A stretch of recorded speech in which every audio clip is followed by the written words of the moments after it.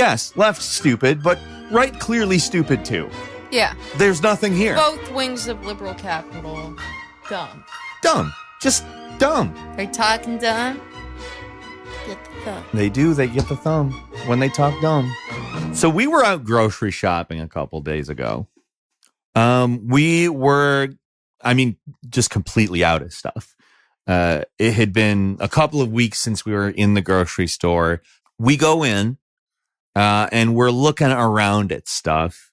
At first, we kind of were just having a normal one, just doing... Having a normal one. We were just, we weren't really thinking about the prices or anything because grocery shopping isn't exactly cheap anyways. And then we got to the Lunchables. Yeah. So the Lunchables are typically $1. Important to note that we don't actually buy brand name Lunchables, but we say Lunchables. This is important because Lunchables aren't $1. Lunch makers are, but I'm not going to say lunch makers. Nobody says that. So this is going to sound like it's not a big difference in price, but they were $1.29. So that's up 29%. Yeah.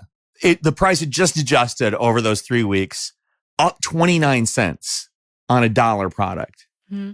Similarly, if you go to Dollar Tree at all, it has very recently become $1.25 Tree. What the fuck? I didn't know that. It has. I was talking to my mom on the phone and she was like, we went into Dollar Tree and everything was $1.25. And I was like, yeah, it's been like that down here for about a month. This was also a couple weeks ago. So everything seems to be costing more. And as people have been talking about things costing more, when somebody goes online, and they talk about how when they went to the store and they looked at the price of things, and they're like, wow, this has gone up. Somebody calls them right wing.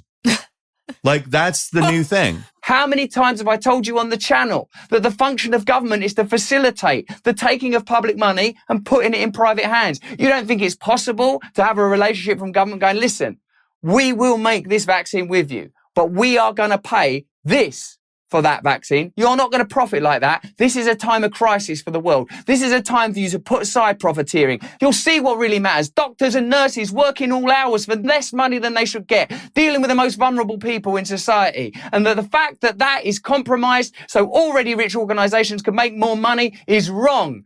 And if saying that makes me a right-wing conspiracy theorist, then I guess I'm a right-wing conspiracy theorist.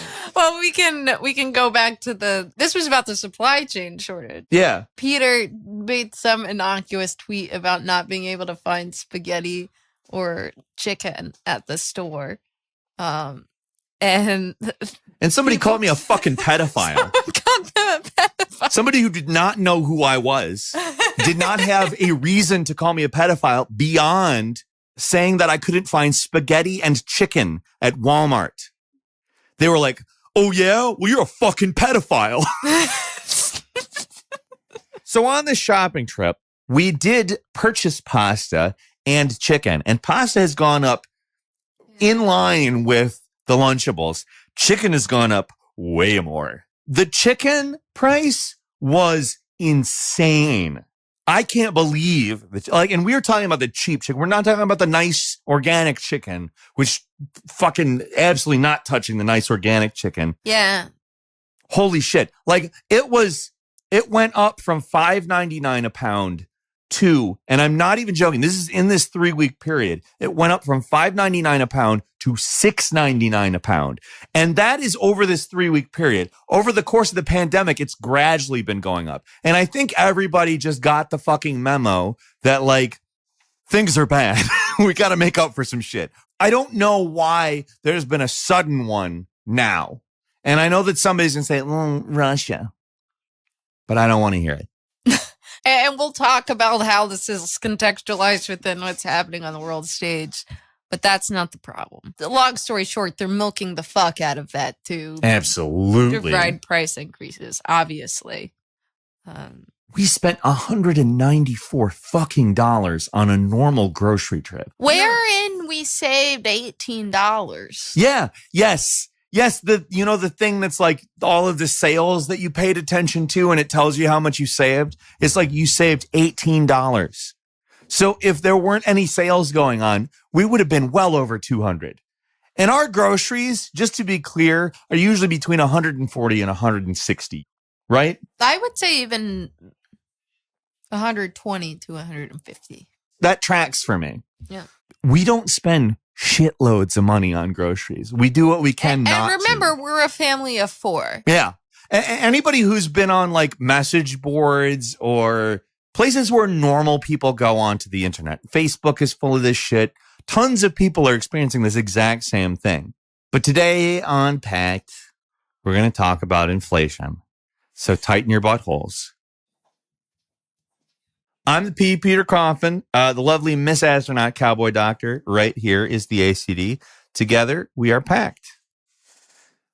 Don't miss an episode. Like, comment, and subscribe. Leave us a glowing review on YouTube, Spotify, Apple Podcasts, or whatever weird thing you use to consume this content. We are a 5-star podcast. Not 3, not 4, 5. I'm a 5-star man. You are. Join our Discord. We hang out there all the time. We chat. We do some other fun stuff you can access by becoming a patron, like movie night, reading group, exclusive content, and you can see some content before everyone else does. So help us keep the lights on by becoming a patron at patreon.com/PactPod. That's PACDPOD. We've got fantastic Pact merch available as well. Finally, do us a big favor. Tell your friends we rely so big on word of mouth. We stream 7:30 p.m. Eastern Standard every Sunday. Thanks so much for tuning in.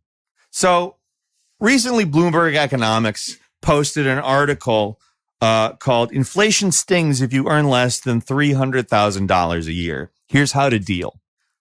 In their tweets, abbreviating some of the suggestions from this article. These are tweets promoting this article, getting people ideally to want to read it. Bloomberg Economics, which is literally at economics on Twitter, tweeted, from selling your car to foregoing chemotherapy for your dog, we have tips on how to beat inflation.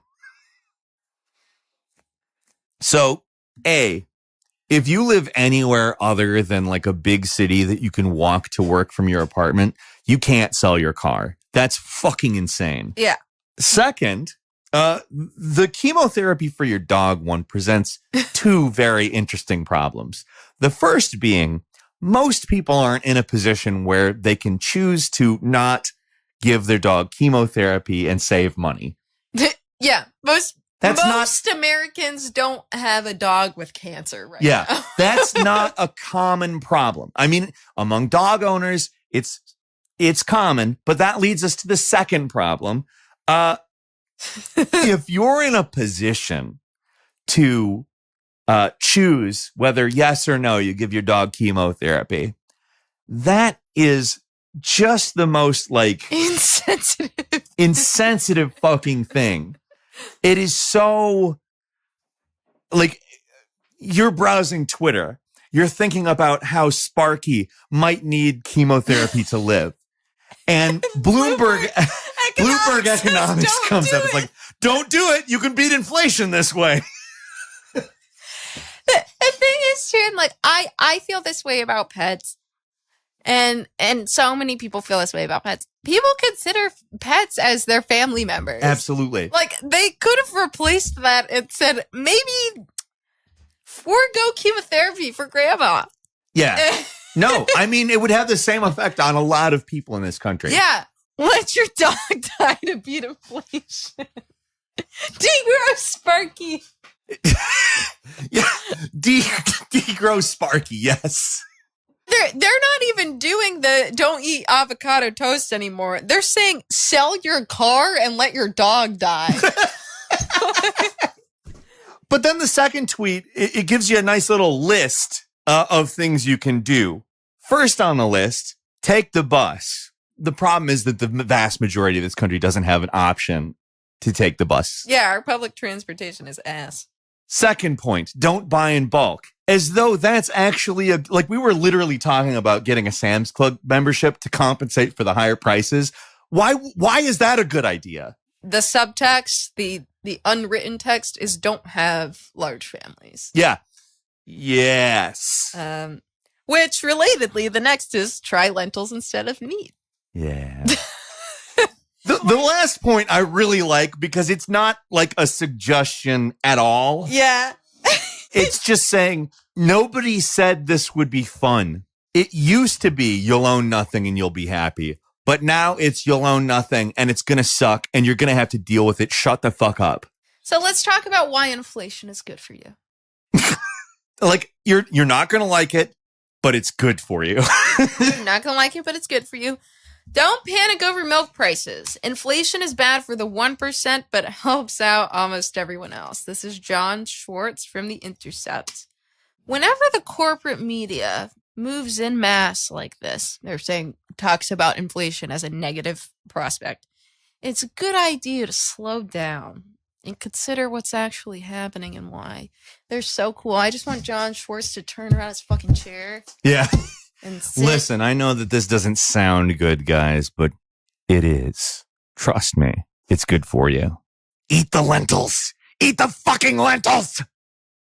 They dichotomize class as such in this article. It's creditors and debtors, which is misleading at best. That's not the class divide in the country. They go on, they say some really dog shit things like BLS found that prices for all goods rose 0.9% last month. In other words, on average, products that cost $10 in September now cost a terrifying $10.09. It's just the most condescending, fucking shitty tone. It's pompous. It's sanctimonious. They clearly think they're better than other people. That type of a thing. Their big argument is that inflation lessens the real value of debt. Because of this, 14.5 trillion was shrunk to 13.65 trillion in debt. This is the exact quote they use. Inflation over the last year has effectively transferred 850 billion in wealth from creditors to debtors. Here, effectively is doing a very large amount of work. Effectively has a broken back. Yeah. If wages don't go up at least the same rate, along with debt's value going down, that's meaningless. Yeah.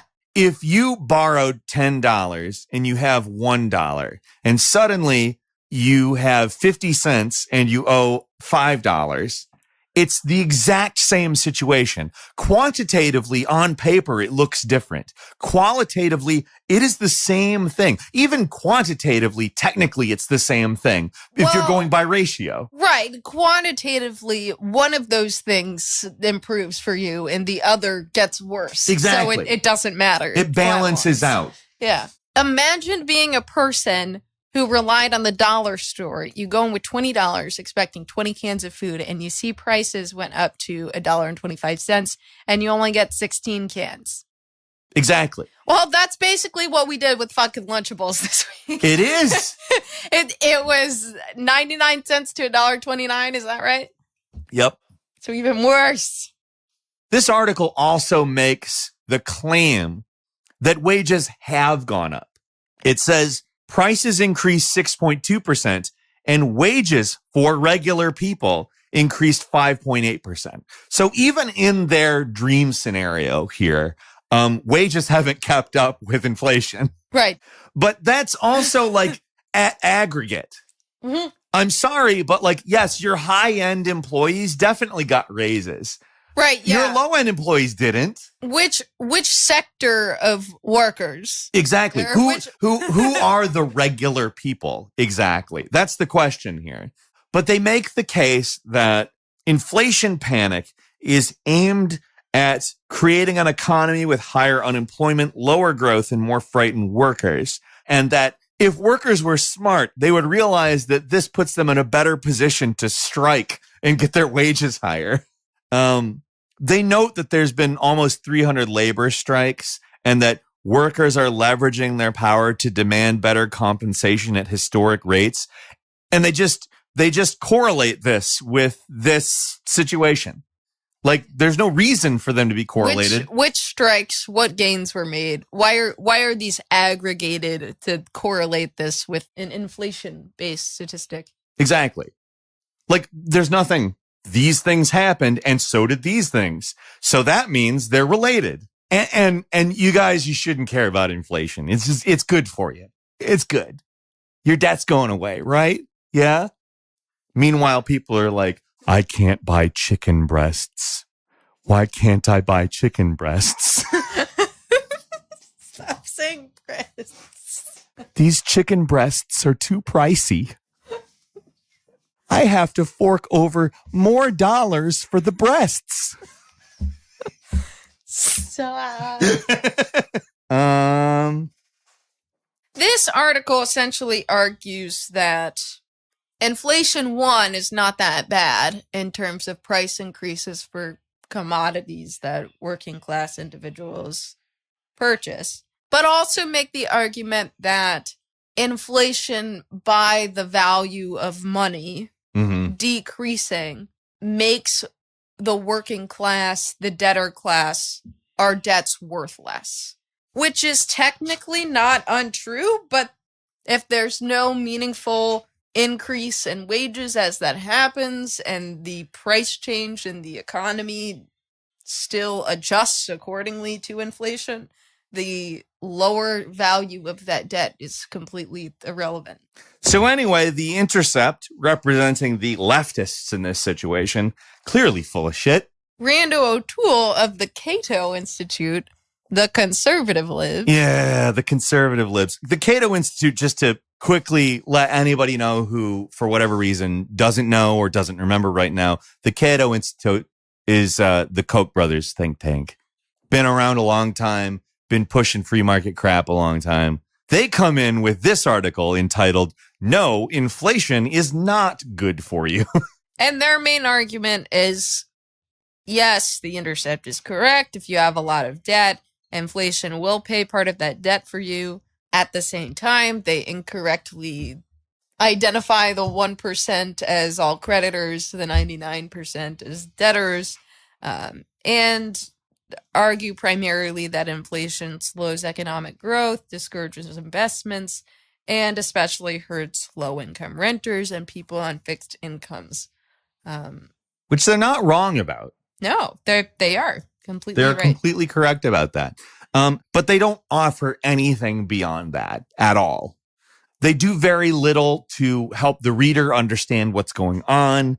They basically just want people to come away with this with left stupid, which, yes, left stupid, but right clearly stupid too. Yeah. There's nothing here. Both wings of liberal capital, dumb. Dumb. Just dumb. They're talking dumb. Get the thumb. They do. They get the thumb when they talk dumb. So where exactly are we with inflation? We've heard the sort of boogeyman arguments, the outwardly stupid inflation is good for you and inflation is bad for you arguments. I can summarize this pretty quickly.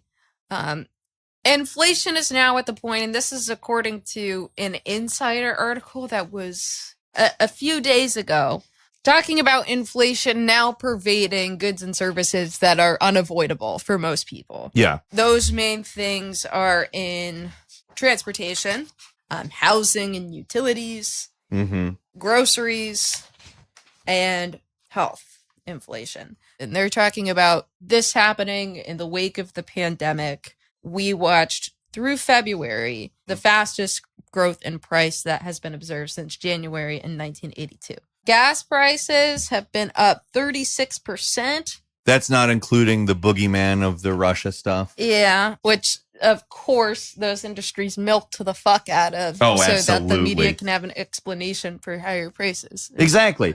Rents are up almost 7% from pre-crisis levels. Utilities like water, sewer, and trash collections are about 8% more than they did in early 2020, with electricity prices up more than 11%. Energy commodities like heating homes and apartments and Much of the country, utility gas prices, those are up 31% from January 2020. Rising costs have also hit the grocery run.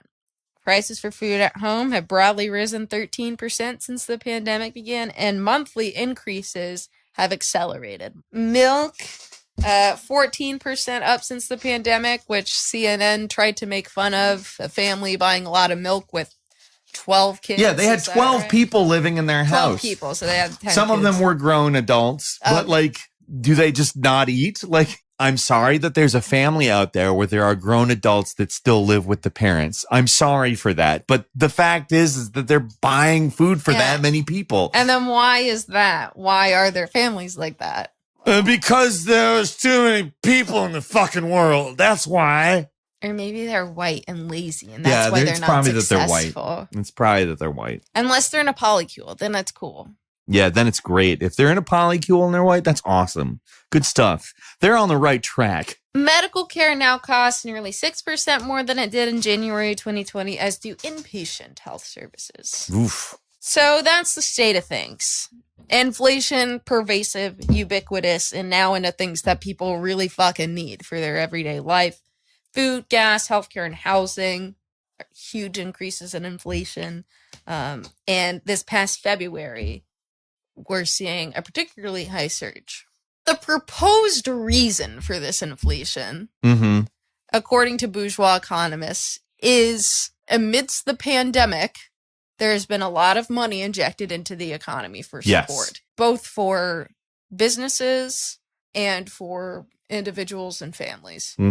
There's what they estimate to be a $6 trillion stimulus across small businesses, individuals and families, the unemployed, stimulus checks, money to schools and colleges, money to those struggling with rent, childcare, nutrition, all sorts of things that needed extra support in the pandemic. Bourgeois economists and mainstream media attribute our inflation to the value of money declining due to the amount of money that has been pumped into the economy to help during a time of health and economic crisis. Yeah. Food is up because Biden is a communist who runs a nanny state. Yeah. As there are more dollars, every dollar is worth less. That's the long and short of why inflation happens, according to bourgeois economists. So the media has basically set up narratives where we don't even think about production. We don't think about it. Like, inflation is based on consumer price index, which is, by the way, more or less just an imaginary thing based on demand. If you recall, we've only said it about 1 million fucking times. Demand doesn't drive supply and hasn't since large-scale industry took over. That was the early 1800s, by the way. Yeah, the CPI, the Consumer Price Index, it's a fixed basket of goods and services based on a survey of what the average person typically consumes. We talk all the time about how consumer activism doesn't change anything. So why would we correlate consumer activity with the driving forces of the economy? Why would we do that? So mainstream economic theory, bourgeois economists, attribute inflation primarily to devaluing of the dollar. It's reduction in the value of money. It happens completely independently of what happens in production, what happens supply side. And it's determined by supply and demand. And the value of money, that's what we cite in bourgeois economic theory as the cause of inflation. But this isn't actually how money works. As money tends to be injected into the economy, it tends to be because prices have increased, not the other way around. Exactly. This bourgeois economic theory of inflation being due to injecting money into the economy inappropriately draws a causal relationship with the temporal relationship backwards, and that the value of money depreciating does not follow injection of money into the economy, but precedes it and is a reason for money being needed to be injected into the economy for stimulation. And money that's printed doesn't necessarily find its way into circulation. The fundamental contradiction between the Marxist and the bourgeois mainstream perspective on inflation and its causes is that Marxists don't see the value of money as rooted in bourgeois supply and demand, just as we don't see in value, price, and profit the dictation of prices of any commodity as being based on, the supply line going this way and the demand line going this way and where they meet as price, because that's not how fucking money works, and that's not how price is dictated. Exactly. So Marxists don't see the value of money as being dictated in that way either, and therefore we don't see the quantity of money in the economy circulating as being the primary cause. So where does it come from? Well, Peter. So Marxists incorporate the role of production in dictating price. What's the primary driving force of production costs? Labor. The value of labor power is related not only to wages, but also just in general, the things that incentivize workers to show up to work and have their labor value extracted. When the value of labor power increases, so that means when the value of goods that workers typically consume in their own participation in the economy increases, prices increase on a wide scale. So, increasing the value of labor power drives inflation. So basically what happens is that the driver of inflation is the working class's purchasing power goes up because the cost of their labor goes up because all of the things that go into the labor happening, their prices go up. Right. And it's important that people understand that this is why inflation happens, because it actually puts forward a version of why you're seeing these things in the grocery store happen that actually relates back to the relationships in the production process, specifically ownership, the ability to retain profit, and the ability to dictate how that money is spent, how much of it goes into the working class. And that might sound like you're saying, should we pay workers more? But that's just not the case, because putting more money into the working class, investing in the worker, doesn't mean paying every individual worker more. It means simply that they're spending more on labor. And unfortunately, this leads some settlers-brained Marxists to say that as the working class's standard of living goes up, inflation goes up, falling into the exact same trap that the Intercept article falls into, which is aggregating these gains for the working class rather than looking at them by sector or by type of worker or things like that. The purchasing power of the working class goes up if there are more jobs. It doesn't mean that anybody's being paid more. It doesn't mean that anybody's standard of living goes up. The working class is taking in more money when there are more people employed, even if those people are getting a smaller piece of the pie. Understanding that inflation comes from production and the increase of the value of labor power, it's easy to figure out why inflation happened. Because the pandemic happened and suddenly there was a huge fucking labor shortage. Yeah. And suddenly labor value went through the fucking roof. It was the most important goddamn thing to get everybody back out and working. Remember how back in July they declared the pandemic was over and then Omicron happened? But they declared that the pandemic was over because they were like, fuck, we need to get people back to work. Nothing is happening in our economy. It is slowing to a fucking halt. We are in deep shit. You can't just fix inflation by having less money. You can't raise the interest rates and just expect inflation to stop happening. In fact, if you look at the time period directly after the stimulus, where tons of money was injected into the economy by the Fed after the 2008 crash, all of the things that should have happened after raising the interest rates happened without raising the interest rates. everything went in the exact direction you would expect it to go if the interest rates had been lowered. And the reason for that is because the workers were working for less, with less incentive, with infrastructure being neglected. They just threw a ton of money at the people who had money. I remember my mom talking about that and yelling about Obama bailing out the big banks. Well, that's exactly what he did. And they threw a ton of money at the people who already had money. And that's all they did. So is inflation happening just because prices magically go up when purchasing power is expanded? No.